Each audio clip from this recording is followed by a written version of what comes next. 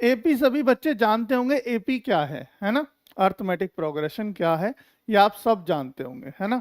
इसको हिंदी में कहते हैं समानांतर श्रेणी। समानांतर श्रेणी मतलब समान अंतर। समानांतर का मतलब समानांतर। समानांतर का मतलब हो गया समान, समान और अंतर का मतलब हो गया अंतर, है ना।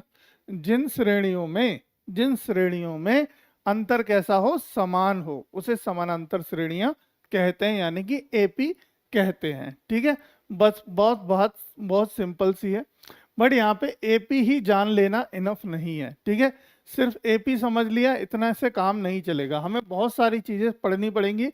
बहुत ही ज्यादा इंपॉर्टेंट चैप्टर है ये, बहुत मोस्ट इंपॉर्टेंट चैप्टर है ये आपका।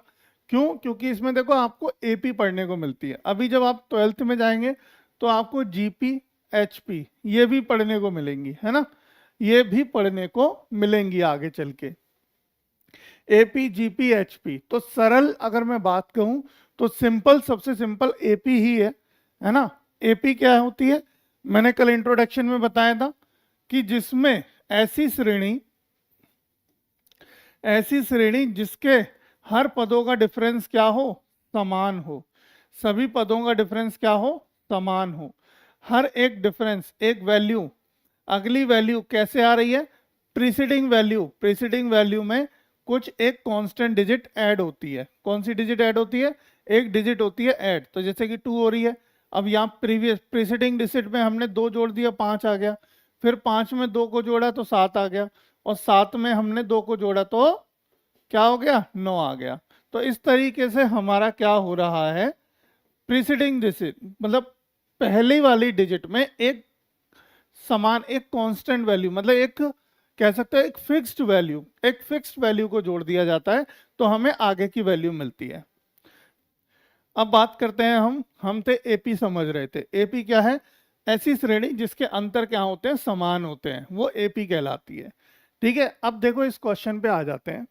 क्वेश्चन क्या है हमारा, क्वेश्चन है हमारा check the following is an AP. Check करो क्या ये एक एपी है। If they form an AP, अगर तो ये एपी बन रही है या बना रही है, find the common difference D and right the 3 more terms. तो हमें डी चेक करना है और फिर हमें 3 टर्म्स और बतानी है। ठीक है, तो पहला काम है हमारा एपी चेक करना। तो एपी चेक कैसे करेंगे, देखो पहले हमें जो श्रेणी दे रखी है उसको लिख लेंगे, जो सीरीज दे रखी है वो लिख लो, 5/2, 3 और 7/2।